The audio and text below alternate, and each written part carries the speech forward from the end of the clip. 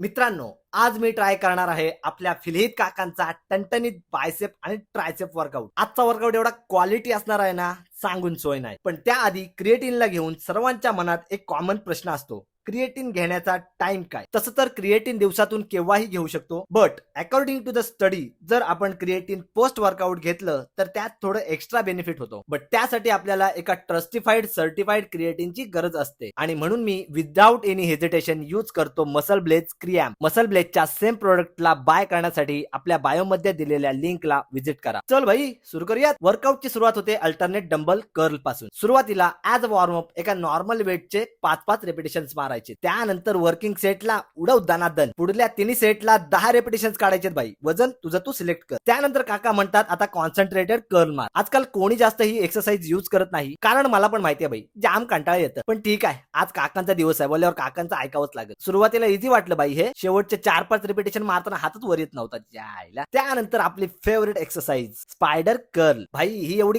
खतरनाक एक्सरसाइज आहे ना, हाताच्या नसांनी नसा फुगवते. एवढी स्मूथ आणि इफेक्टिव्ह मुवमेंट होते ना भाई, एकदा तूच बघ व्हिडिओ मध्ये, नुसतं बघूनच फील करशील. वेन्स बघ एकदा हातावरच्या, कडक नाही असं वाटते तळ्याच्या काठी झोपून बालदी हापसते. मुंग्या आल्या हाताला, ते बघ कसला टणटणीत झालंय बघ. बायसेप वर पण मकडीचा जाळा तयार झाला भाई. ठेव नजर लावशील. त्यानंतर बायसेप मधला शेवटचं व्हेरिएशन इझेड बार कर्ल. आता हात एवढे टणटणीत झाले असतील तर हेवी वेट काय घंटा जाणार भाई. 10 किलो हातात असून पण हात वरती येत नव्हते म्हणजे काय पण बोल. पण आज बायसेप मारून मजा आली. चल आता ट्रायसेप तोडू. सुरुवात करतो आपण रोप पुशडाऊन पासून. भाई साप ट्रायसेप आहे की मच्छीची तुकडी. सध्या माझं मसल माइंड कनेक्शन एका अशा लेवलला पोहोचलं आहे जिथे मी लाईट वेट घेऊन पण मसलला फेल्युअर पर्यंत नेऊ शकतो. त्यानंतर काकांनी एक नवीन आयटम सांगितला, इन्क्लाइन बेंच 2 डंबल एक्सटेन्शन.